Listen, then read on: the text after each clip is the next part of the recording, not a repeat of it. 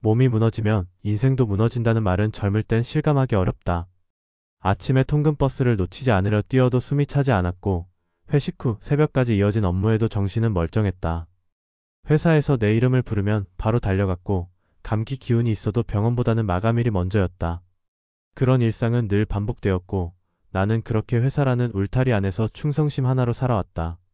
하지만 퇴직이라는 이름의 문턱을 넘자마자 모든 것이 변했다.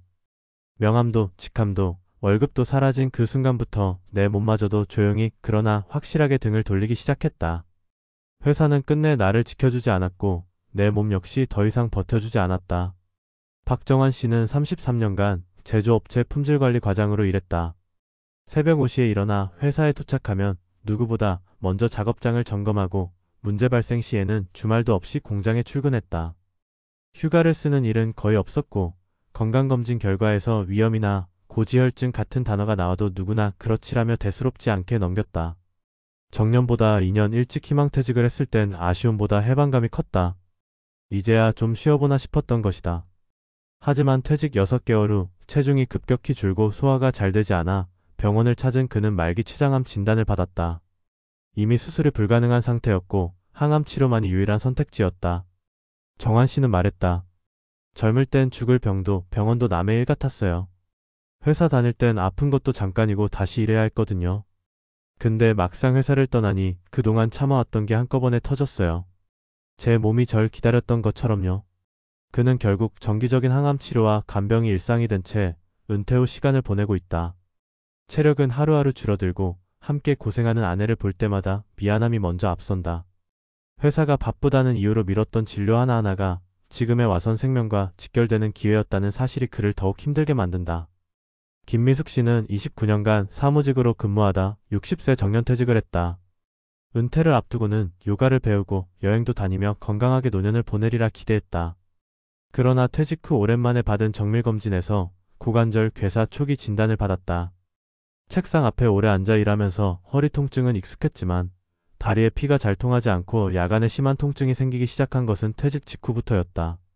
치료를 위해 수술과 재활을 거쳐야 했고 그녀는 퇴직 후 절반의 시간을 병원과 물리치료실에서 보냈다. 퇴직하면 진짜 내 시간을 살 수 있을 줄 알았는데 병이 내 일정을 다 가져가 버렸어요. 그녀는 그렇게 말했다. 미숙 씨의 사례는 은퇴 전부터 천천히 진행되어 온 건강 문제가 일이라는 구조가 사라진 후에야 본격적으로 표면화되기 시작한 전형적인 사례다. 이제부터는 나를 위해 살겠다는 다짐이 병원 진료표에 의해 조정되는 현실은 은퇴자들에게 예상보다 더 큰 허탈감을 안긴다. 이상훈 씨는 한때 전국을 누비는 영업맨이었다. 하루 평균 300km 이상 운전을 하며 고객사를 만나고 밤늦게 회식 후에도 계약서 검토에 매달렸다. 항상 스마트폰을 손에 들고 있었고 사소한 컨디션 변화조차도 무시했다. 그렇게 35년을 버틴 그는 퇴직하자마자 갑작스러운 이명과 어지럼증으로 병원을 찾았고 스트레스성 고혈압과 청력 저하 진단을 동시에 받았다. 특히나 평생 썼던 오른쪽 귀는 청력의 70%를 상실한 상태였다. 퇴직 후엔 아내와 제주도에 내려가 조용히 살 계획이었지만 갑작스러운 건강 이상으로 장거리 이동 자체가 불가능해졌다.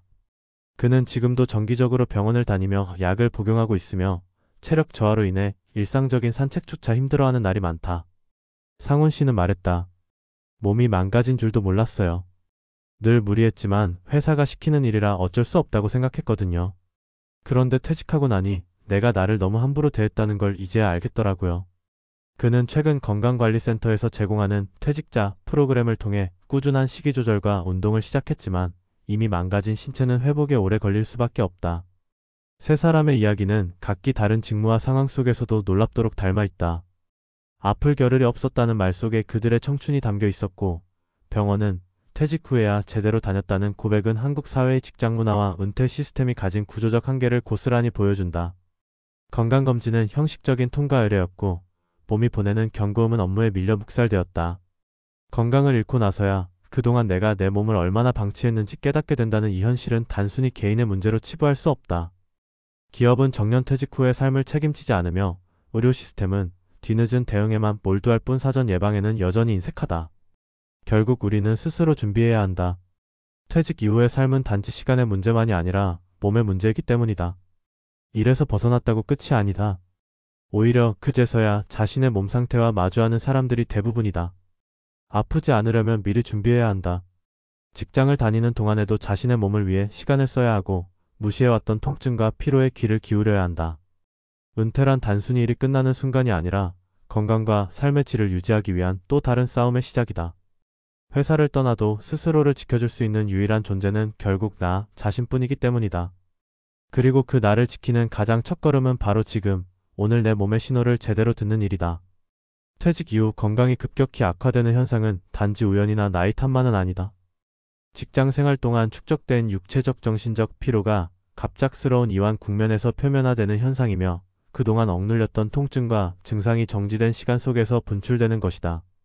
우리는 흔히 퇴직 후엔 쉬니까 건강해질 것이라 믿지만 현실은 오히려 반대다. 실제로 수많은 은퇴자들이 퇴직 직후 건강검진에서 중증 질환을 발견하거나 일상적인 활동이 어려운 신체 조건을 마주하게 된다. 이는 노화로 포장하기엔 너무 명확한 사회적 구조와 생활 습관의 결과다. 은퇴 전 우리는 스스로를 건강하다고 믿고 작은 통증이나 이상을 참고 넘긴다. 통증이 있어도 진료를 미루는 일이 반복되고 몸에 이상이 생겨도 직장 일정에 맞추느라 치료가 뒤로 밀린다. 게다가 많은 직장인들은 평일엔 과로, 주말엔 회복이라는 악순환 속에서 병을 다룰 시간조차 갖지 못한 채 하루하루를 견딘다. 그런데 퇴직과 동시에 이 악순환이 갑자기 멈춘다. 시간은 생기고 업무의 압박은 사라지지만 대신 몸은 그동안 누적된 문제를 복구받지 못한 채 그대로 노출된다. 그것이 건강 악화의 출발점이다. 여기에 더해진 심리적 변화도 무시할 수 없다. 퇴직 후 나는 이제 사회에서 벗어난 사람이라는 인식은 자존감의 하락으로 이어지고 이는 스트레스 호르몬 분비 이상, 면역력 저하, 만성 질환의 심화로 연결된다.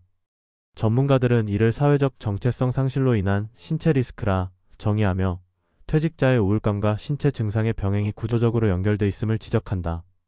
즉, 은퇴란 단지 경제적 변화나 일상의 리듬이 깨지는 수준이 아니라 신체의 기본 시스템이 위협받는 과정인 셈이다. 그렇다면 이러한 위기를 막기 위해 우리는 무엇을 준비해야 할까? 첫째는 은퇴 전 건강 리셋이다. 많은 전문가들이 권장하는 것은 퇴직 23년 전부터 체계적인 건강검진과 맞춤형 치료를 병행하는 것이다.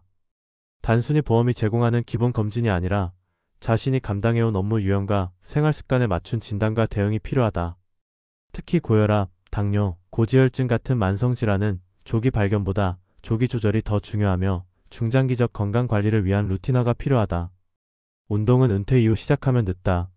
그보다 중요한 것은 일하는 동안에도 신체 활동을 삶에 통합시키는 습관을 만들어 두는 것이다. 걷기, 스트레칭, 일상 속 근력 유지 운동 등은 특별한 장비나 장소가 없어도 실천 가능한 방식이다. 특히 퇴직 후 갑자기 운동을 시작하면 오히려 부상의 위험이 높아지므로 일상적인 체력 유지를 위한 사전 준비가 무엇보다 중요하다.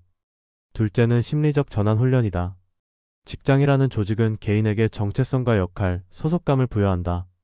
이를 잃는 순간 우리는 한 명의 시민이 아닌 주변부 인물로 전락한 듯한 감정을 느낄 수 있다.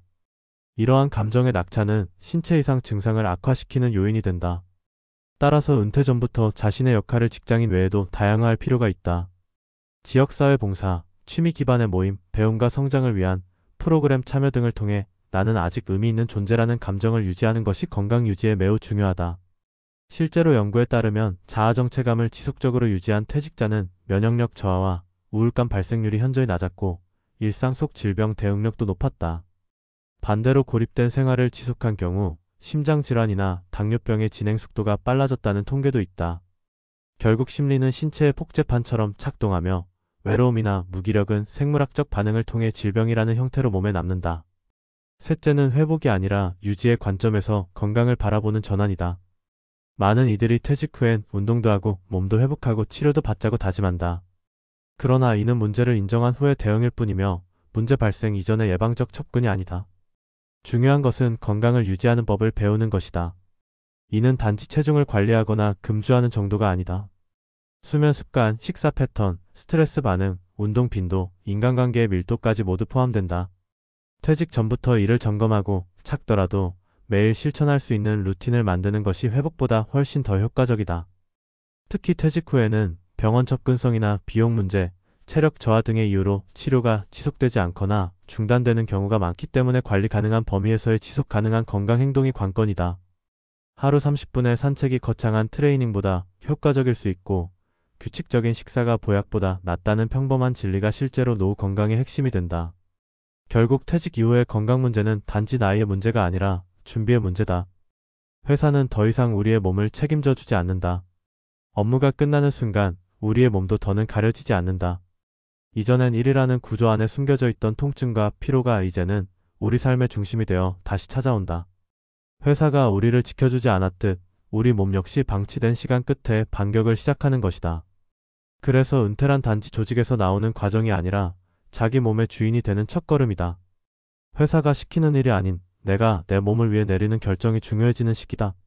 지금 이 순간 통증을 무시하지 않고 하루의 리듬 속에 내 몸의 반응을 살피며 삶의 루틴을 건강 중심으로 다시 설계하는 것이 은퇴 이후 삶의 질을 결정짓는 분기점이다. 더 늦기 전에 우리는 우리 몸에게 진심으로 사과하고 다시 믿음을 줄 수 있어야 한다. 우리 몸은 이미 충분히 오랫동안 회사를 위해 희생해왔다. 이제는 그 희생의 대가를 우리가 직접 돌려줄 시간이다. 이 싸움은 은퇴 이후에야 시작되며 그 첫날이 오늘이어야 한다.